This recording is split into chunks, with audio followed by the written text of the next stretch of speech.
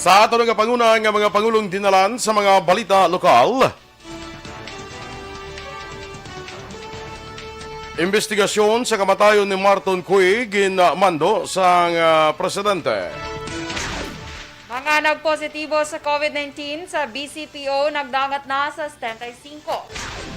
Sa balita nasyonal, Presidente Duterte nabakunahan na. Proteksyon sa mga journalist panawagan ni Presidente Duterte.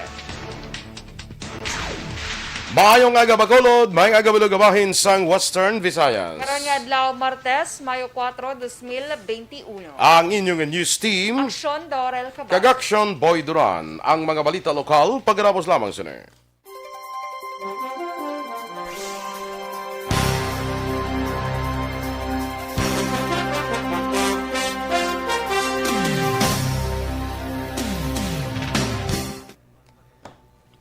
Yes, good morning na sa aton nga mga ka-aksyon nga nagamonitor sa Facebook Live nato, no? Good morning, Action Doors. Good morning, Action Boy. Sa aton mga ka-aksyon. Yes. Happy Tuesday. Happy Tuesday.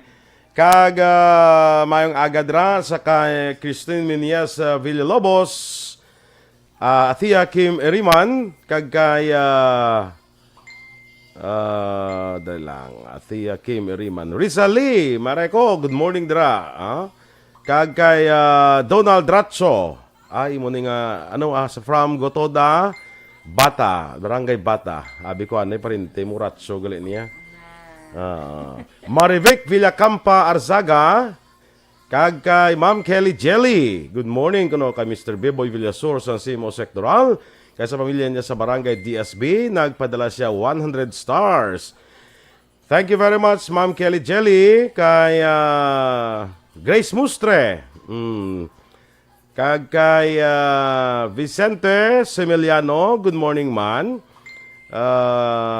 Condolence ko sa Gayona Tansinco family. Uy, hala. Okay. Sige. Ining napatay bala ho, i-check ko ni Vic, kilala ko niya, no? Sige. Sa kay Maria Luing Melos, mayong agaman. Kag kay Masi Tofago. Good morning. Sige, Action Doors ka, Nay. Good morning man kay Lani Ortega Mundia, nagapamate. Kay Alagad Kevin Henry, dira sa may hinubaan, maayong aga Yes. sa inyo. Kag sa Alagad Radio, 100.5, no? Kag kay din pa to kana.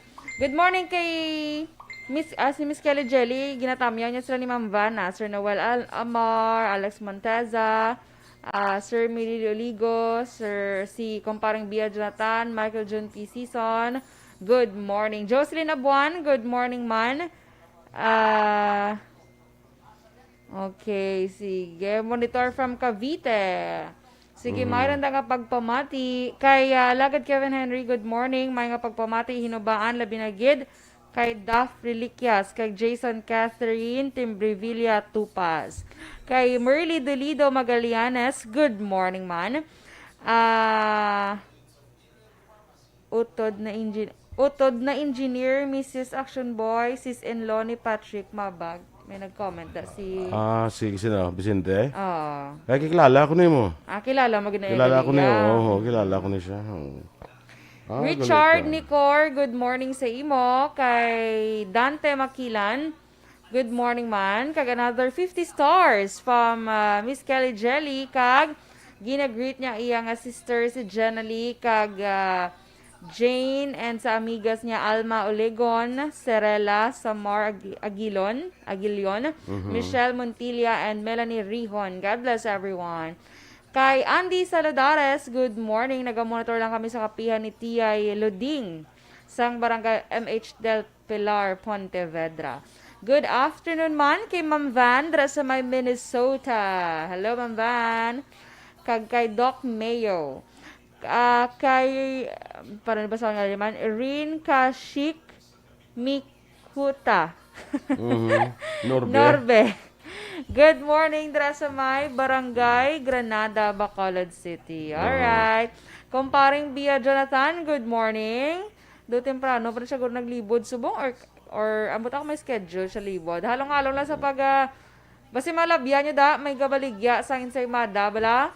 Mapisan, ina, bakli nyo. Action boy, na? Oh, correct. Lizel Canoningo, good morning dira sa mga taga Sipalay. Sirado Japon Sipalay, no? Ang ilang mga resort. Hindi ang sa Sipalay. Ang resort Ang mga resort ang sa Sipalay. Sirado Japon for Sipalay, bukas na yan. turista. Kay, di na ko to. JJ Di Paul Trompeta, good morning dira sa may barangay Anahaw. Hinigaran, Jimmy Yong, Action Boy, good morning. Mga peta, salamat. Kay Martina Liling, good morning man. Good morning man, Dennis Richard Tiboroma.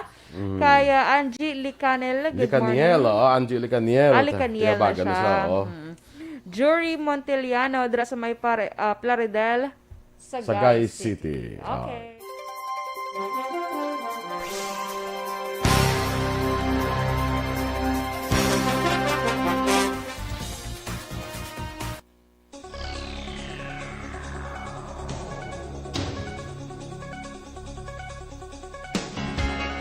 Action Radio Philippines Standard Time, las 6:09. Sa detalye na sa aton mga balita lokal. Nabakunahan na ako na sa mga balita na lokal. Nagmando si Presidente Rodrigo Duterte sa NBI sang investigasyon sa kamatayon sang Provincial Consultant on Hospital Operations sa Negros Occidental nga si Martin Cui. Sa online briefing, ginpahayag ni Presidential Spokesman Harry Roque, ginakondinar sa Presidente ang pagpatay kay Mariano Antonio Cue III, nga anay Chief of Staff ni Congressman Jules Ledesma. Suno kay Roque, gintuginan ni Duterte ang NBI nga mag-imbestigar sa pagpatay kag matagan sang penalidad sa likod sang krimen kag mahatag ang hustisya sa pamilya sang biktima. Nagpagigunom si Duterte sa pamilya sang biktima kag sa mga taga Negros. Abril 12 ang gintiro si Cue matapos naghalin sa tratapan sa siyudad sa San Carlos. Una na nga nagtukod ang kapulisan sa Special Task Force nga mag-imbestigar sa krimen. Nagpakigsapol pagi sa Zoom conference si PDEA Negros Occidental Head Nicolas Gomez sa pila ka mamatagas nga opisyal sang PDEA sa Western Visayas matapos nakalabot sa ilat-talatapan nga may illegal nga droga nakasulod sa sulod sang Bacolod kag probinsya gikan sa Manila. Sa koordinasyon kon coordination meeting sa mga opisyal sa pihak sang hugot nga pagbantay sa mga puerto sa Southern Luzon, may pila ka mga ilegalista ang padayon sa gihapon nga nagasupply sang shabu sa bugos nga Western Visayas nga ginapaagi sa mga courier services. Dugang pa ni Gomez, liwat na nga ginalerto sang ila agensya ang intelligence monitoring team. Nalakip na diri ang pagbutang sang K9 unit sa personnel sa Aklan. Agod hugot nga bantayan ang mga rolling cargo sa posibilidad nga may dala nga illegal nga droga ang mga ini. Naglambot naman sa 75 ka personnel sa Bacolod City Police Office, dala na ang non-uniform personnel ang nagpositibo sa COVID-19. Sunod kay Police Lieutenant Liberty Indiape, ang Public Information Officer sa BCPO, natapos ng surveillance testing sa masobra 700 ka mga pulis. Sunod kay Indiape, kalabanan sa mga positibo nga kapulisan ang asymptomatic. Sa karon gina-consolidate sa PIO office ang ilang record sa mga kapulisan nga nagpositibo sa COVID-19. Gindugangan naman sang personnel halin sa headquarters kag Bacolod City Mobile Force Company ang mga police station nga may kakulang sang personnel. Sunod kay Indiape, istrikto ang napatuman ang health protocol sa mga police station agud malikawan ang paglapta sang COVID-19. Nagpadala na sa masobra na pulo ka augmentation ng Bacolod City Police Office sa Police Station 4 agad magbulig sa mga estasyon.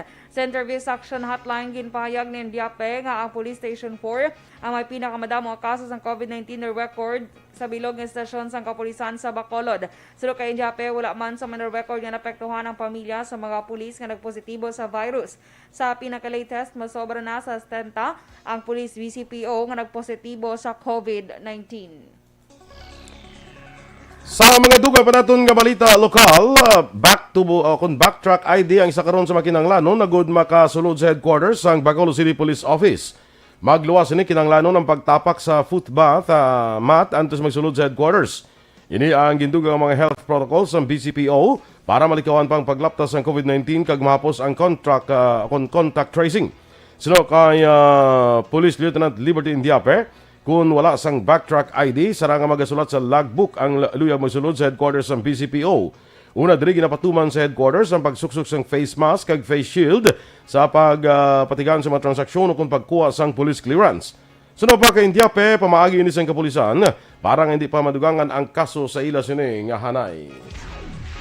Gindesignahan ni BJMP 6 Regional Director, Jail Chief Superintendent Arnold Buenacosta, si Negros Occidental BJMP Provincial Office Administrator, Jail Superintendent Marie Rose Laguyo, bilang OIC BJMP 6 Assistant Regional Director for Administration Nocon Arda, umpisa kahapon nga adlaw Lunes. Suno kay Buenacosta, si Laguyo ang temporaryo nga magabulos sa posisyon ni Senior Superintendent Gilbert Peremne matapos napatay nagligad nga Abril 29 bangod sa cardiac arrest. Dugang pa ni Buenacosta, 3 ka posisyon ang ginauyatan karon ni Laguyo. Inaamo ang Arda, Ardo, kag Negros Occidental, BJMPPO Provincial Administrator. Gindesignar man ni Buenacosta si Jail Chief Inspector, Attorney Jairus Anthony Dogelio, bilang OIC Regional Chief sa Community Relation Office kag magapabilin sa gihapon bilang BJMP Chief sa Legal Division.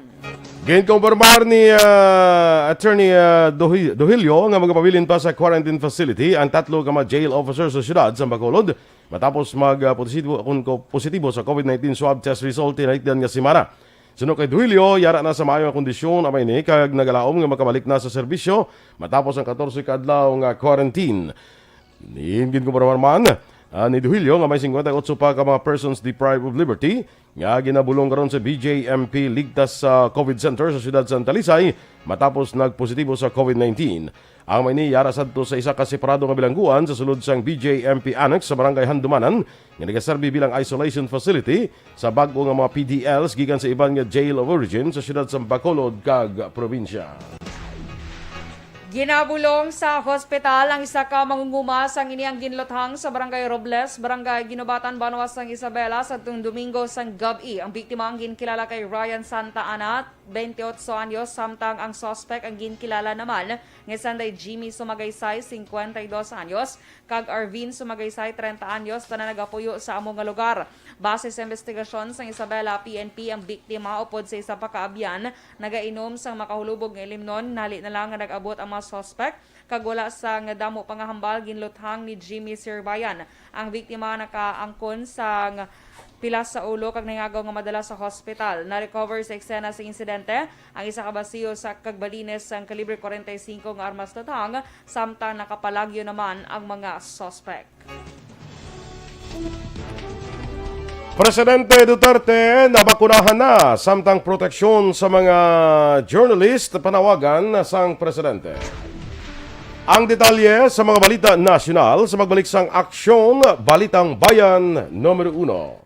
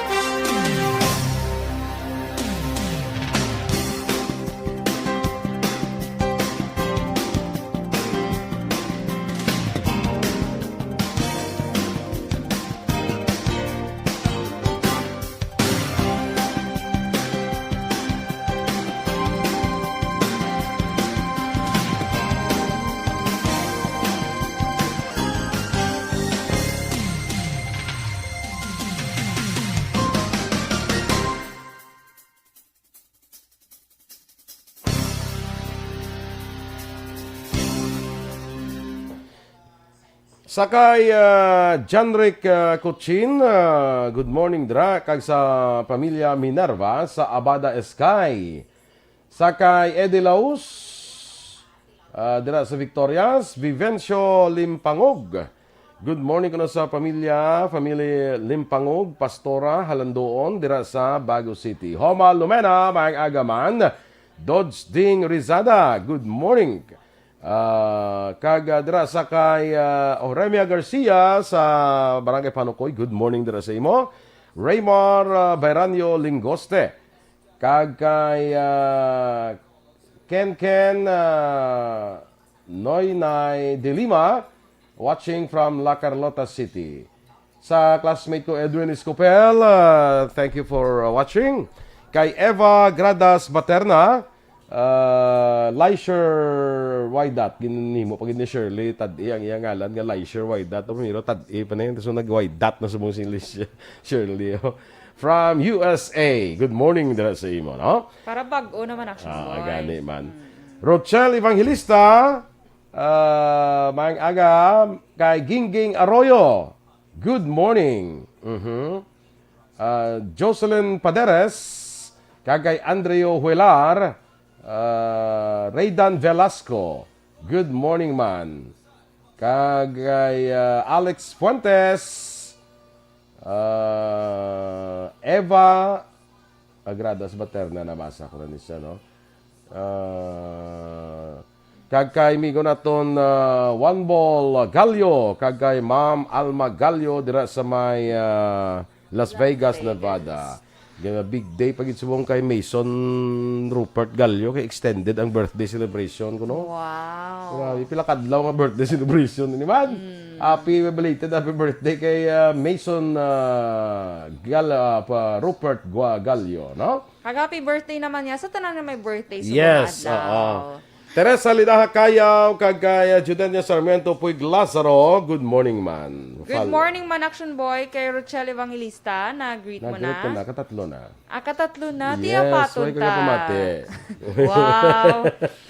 Si Eva Materna. Ay, okay. Tapos ka rin Di ka na niya. dambi man. Noy Erwin Gonzalez, gina-greet naman happy birthday na blues mula ni Tiray Linaha Kayaw, nga si Ralph Linaha Soria. Happy birthday Ralph Linaya Soria. Ano ni Grace Happy man? birthday. Kasi bata ni Grace Blau. Maria Nansan. Lain apelyido. Si Grace Soria. Priyo ang may birthday. Kayo, hindi yo. Ang nagtamyo si Tiray Linaha Kayaw, ang nagtamyo si Ralph Linaya Soria. Gani Kasi ba? ba si bata ni Grace? Si Ralph. Siguro. Siguro, no? Kilala mo si Grace? Oo, Oo, si Grace pa. Abi mo, hindi mo siya kilala. Si Grace pa, no? Oo. Sige. Dennis Nuestro, good morning, Mandra sa imo. Veronica Baliados Echaus. Sige. Thank you ko, no? Thank you ko, no, Action Boy. Hambal ni Miss Shirley. Si Kay Ma'am Van, thank you sa 50 stars. Yes, salamat, Ginagreet ni Alex Monteza ang pamilya Ramirez ng Granada, Alangilan, madamo, ganyan salamat. You're welcome. Kag si ano ganin eh. Sino ganitong may ano bala, may manag-open bala nga ano sa San Enrique. Tumamunit ka bala. Ato sa Bangga Mayor. Babayi na siya gali Action Boy. Babayi na siya, oh. So, sabi ko, gidya bala lalaki. Babayi na. Christy, gali iya to, di ngalan. So, dapat pag-pronounce na gali Christy, hindi gali Christ.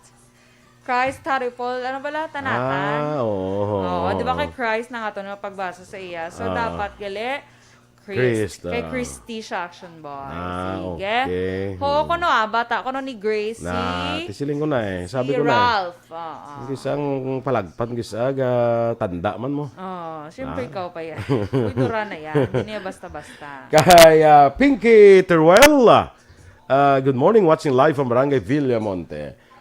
Migo ta, Jordan Hunsay. Yes, bongga siya. Bongga sa ara sa si Jordan. Sige. Standby na kita, anay. Jescon Condino, good morning man. Standby sa aton mga balita national.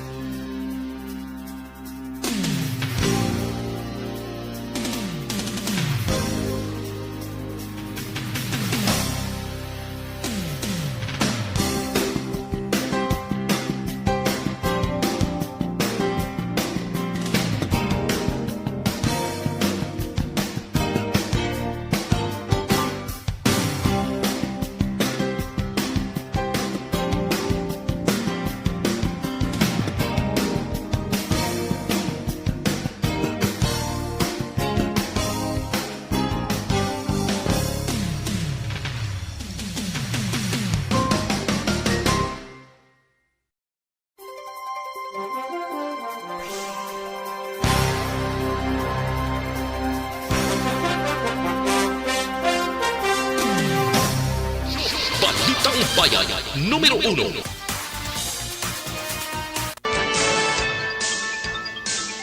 Aksyon Radio Philippine Standard Time, las 6:24. Sa detalye na sa aton mga balita nasyonal. Nabakunahan si Presidente Rodrigo Duterte sang Sinopharm vaccine nga gikan sa China.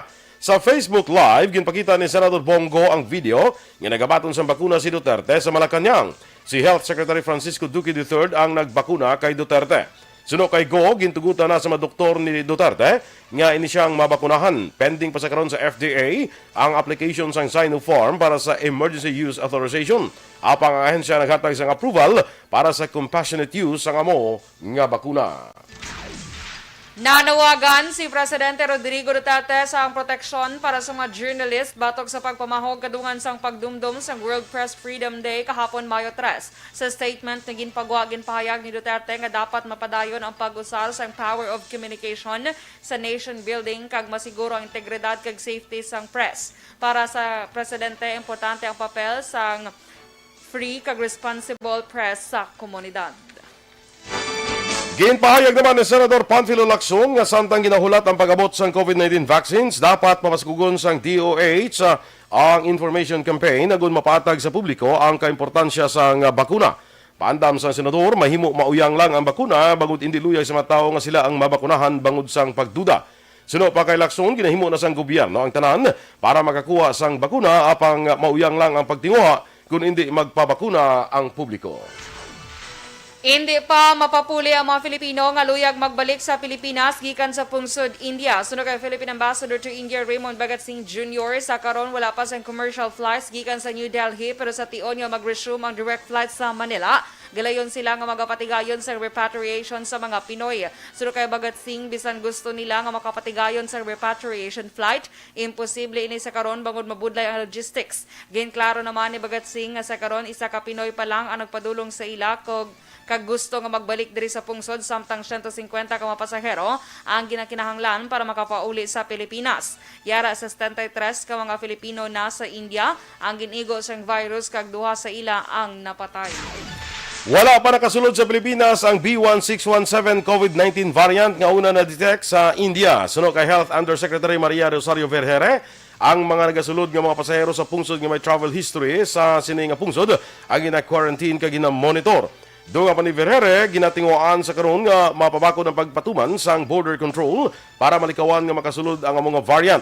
Una na nga gipatuman sa Pilipinas ang temporaryo nga pagdumili sa mga travelers sa India, umpisa Abril 29 tubtob Mayo 14. Wala naman sa na-cover sa ban ang mga pasahero nga in transit na o kung nag-abot sa pungsod antes ang Abril 29. Nanawagan sa investigasyon ang Makabayan Block sa ginalagar preference ng gobyerno sa pagbaka sa imported sa ginhimo sa lokal nga mga PPE sa tunga sa pandemya. Ang grupo ang nag-file sa Resolution number 1735 nga nagapangabay sa House Committee on Trade and Industry nga usisaon ang ini nga issue. Sunod sa Makabayan Block, kalabanan sa mga PPEs ang ginimport gikan sa China. Para sa grupo, ang local industry ang hindi makakompete sa mga foreign PPE manufacturers kay iban sa mga PPE ang ginalagar substandard nga gikan sa China. Nasaad sa resolusyon sa Makabayan ang report sa Confederation of Wearable Exporters of the Philippines nga nag-iba ng local garment industry sang 25,400 ka mga empleyado humalin Hunyo tubtob Desyembre 2020. Aksyon Radio Philippine Standard Time, las 6:28. Kag sa aton mga ka-aksyon, D3 Bio. Ang D3 Bio pinakabag-o ini garantisado kag epektibo.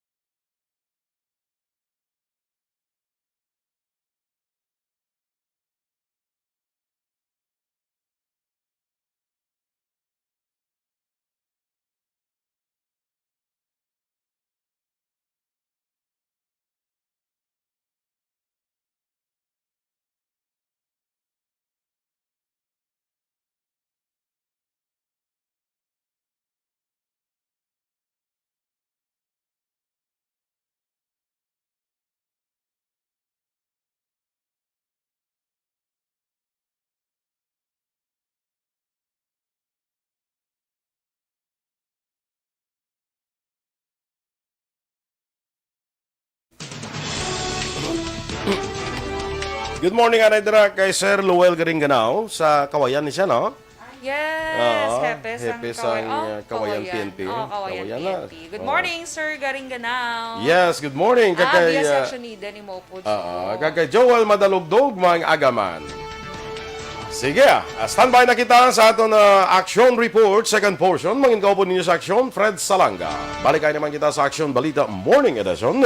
Upod yapon sa inyong news team. Aksyon Dorel Cabatu. Kag-Aksyon Boy Duran, una sa balita, una sa aksyon, sa Bacolod Aksyon Radio.